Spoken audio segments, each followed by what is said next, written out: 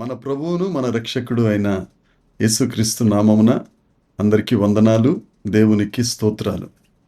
సైన్యములకు అధిపతి అయిన దేవుడు, యుద్ధశూరుడైన యెహోవా మన పక్షమున ఉన్న దేవుడు, మనలను ప్రేమించి మనకిచ్చిన ఈ నూతన దినమునకై సమస్త మహిమ ఘనత ప్రభావములు యేసయ్య ఒక్కరికే చెల్లునుగాక. ఆ తండ్రి ఈ నూతన దినములో మనలను ప్రేమించి మనకిచ్చిన వాగ్దానము, కృపావార్త. యెషయా గ్రంథము 14వ అధ్యాయము 24వ వచనము.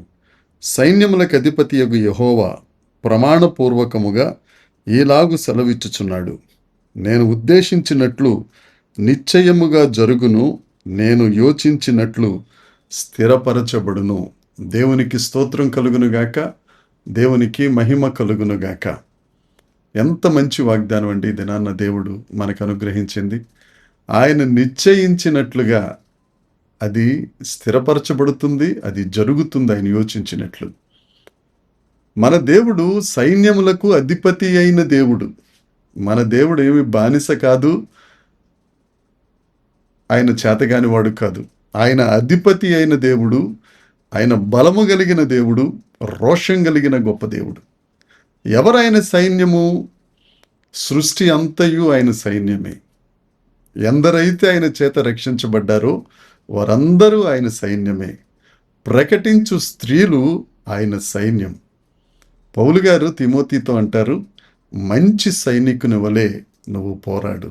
వీరందరూ దేవుని సైన్యమే. ఆయన సైన్యములకు అధిపతి అయిన దేవుడు, ఆయన సమస్తమును నెరవేర్చే గొప్ప దేవుడు. ఆయన దేవునికి స్తోత్రం.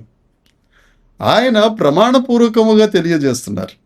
ఆయన ఒక మాట సెలవిస్తేనే ఆ మాటకు తిరగలేదు.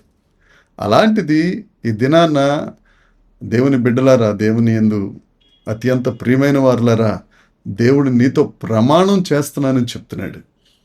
ఆయన మాట సెలవిస్తేనే ఇంక దానికి మాట్లాడడానికి లేని పరిస్థితి. అలాంటిది ఆయన ప్రమాణం చేస్తున్నారంటే ఇంక నువ్వు ఆలోచించుకో, నీ పట్ల ఎంత ప్రేమో. మనకు కూడా మన జీవితం పట్ల బోల్డ్ ఉద్దేశాలు ఉంటాయి. అది జరగాలి, ఇది జరగాలి, కానీ ఏది జరగదు. కానీ ఏదైతే మనకు జరగను ఉద్దేశించాడో దేవుడు, అది తప్పకుండా జరుగుతుంది. దేవుడికి నీ పట్ల కొన్ని ఉద్దేశాలు ఉన్నాయి. ఆ ఉద్దేశాలు ఆయన నెరవేరుస్తారు. నువ్వు ఆయన విధేయత చూపినట్లయితే, తగిన సమయంలో అవి జరుపుకుంటా పోతే, నువ్వు దేవునికి అవిధేయత చూపించావనుకో, నీ ఆశీర్వాదములు నీ అంతటి నువ్వే దూరం చేసుకుంటున్నట్లు లెక్క. ఆ సైన్యములకు అధిపతి, ఆయన సైన్యమైన నీ జీవితంలో మేలు చేయాలని ఆయన ఆశపడుతున్నారు.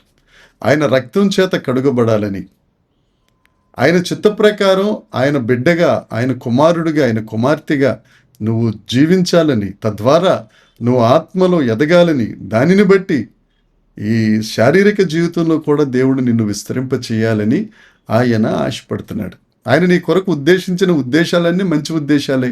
ఆయన మనకు ప్రాణం పెట్టిన తండ్రి కదండి. నీకు చెడు జరగాలని, నీకు ఆశీర్వాదములు రాకూడదని ఎందుకు ఆలోచిస్తారు? ఆ సైన్యములకు అధిపతి నిన్ను ఆవరించి నీ పక్షాన యుద్ధం చేస్తూ నీకు వ్యతిరేకంగా పోరాడుతున్న ఈ అపవిత్ర ఆత్మల నుండి, దురాత్మల నుండి, దెయ్యపు శక్తుల నుండి నిన్ను విడిపించి నిన్ను ఆశీర్వదించాలని, వాటి ఎదుట నిన్ను ఉన్నతం చేసి నీ ద్వారా మహిమ పొందాలని ఆయన ఇష్టపడుతున్నారు. పరిశుద్ధ లేఖనం ఇర్మియా గ్రంథము 29వ అధ్యాయం 11వ వచనములో దేవుడిచ్చిన సెలవిచ్చిన మాట ఏమిటంటే, నేను నీ కొరకు కొన్ని ఉద్దేశములు కలిగి ఉన్నాను, అవి సమాధానకరమైనవే కానీ హానికరమైనవి కాదు. మన పట్ల, నీ పట్ల, నా పట్ల, మనందరి పట్ల కొన్ని ఉద్దేశాలు దేవుడు కలిగి ఉన్నారు. తప్పక ఆయన ఆలోచన స్థిరపరచబడుతుంది, ఆయన యోచన జరుగుతుంది. యోసేపు గారికి దర్శనాలు వచ్చినాయి. ఆ దర్శనాలలో ఆయన హెచ్చించబడినట్లు, తల్లిదండ్రులు 11 మంది అన్నలు ఆయన ఎదుట సాగిలు పడ్డట్టు, ఇవన్నీ దర్శనాలు వచ్చినాయి. కానీ తర్వాత చూస్తే ఆయన గోతులు పాలయ్యాడు, బానిసత్వంలోకి వెళ్ళిపోయాడు. ఏంటి ఇలా జరుగుతుందని అనుకున్నారు. కానీ 13 సంవత్సరముల తరువాత యోసేపు ఒక రాజు అయిపోయాడు. దేవునికి స్తోత్రం. యోసేపు రాజు అవ్వాలన్నది దేవుని యొక్క ఆలోచన. యోసేపు రాజు అవ్వాలనేది దేవుని యొక్క తలంపు. దాన్ని స్థిరపరిచారంతే. గోతులోకి వెళ్ళినా, బానిసలోకి వెళ్ళినా, పోతీఫర్ ఇంటికి వెళ్ళినా, చెరసాలకి వెళ్ళినా, ఇదంతా మార్గం ఎక్కడికి అని అంటే ఫరో తర్వాత సింహాసనం దగ్గరికి తీసుకెళ్ళింది. ఆ దేవుడే మన దేవుడు. ఆయన నిన్న నేడు నిరంతరం ఏకరీతిగా ఉన్న దేవుడు. నిన్ను నిశ్చయంగా ఆశీర్వదిస్తారు. ఆయన బలిష్టమైన చేతుల కింద నువ్వు విరిగి నలిగి ఉండాలి. ఆయన సైన్యంగా నువ్వు ఉండాలి. ఆయన కొరకు నువ్వు పోరాడువానిగా నువ్వు ఉండాలి. ఆ సైన్యములకు అధిపతి అయిన నీ అధిపతిని సంతోషపెట్టువానిగా నువ్వు ఉండాలి. నా ప్రియ సహోదరి సహోదరుడా, ఈ వాగ్దానాన్ని స్వతంత్రించుకో. ఆ సైన్యములకు అధిపతి నీకు ప్రమాణం చేస్తున్నారు. నేను నీ కొరకు మంచి తలంపులు కలిగి ఉన్నాను, మంచి ఉద్దేశాలు కలిగి ఉన్నాను, నిశ్చయంగా ఇది జరిగిస్తానని చెప్పి దేవుడు వాగ్దానం చేస్తున్నారు. వాటిని స్వతంత్రించుకో, నమ్ముకో. నీ నమ్మకమే నిన్ను ఆశీర్వదించునుగాక. దేవుడి మాటలు దీవించునుగాక. ప్రార్థన చేసుకుందాం, కళ్ళు మూసుకుందాం.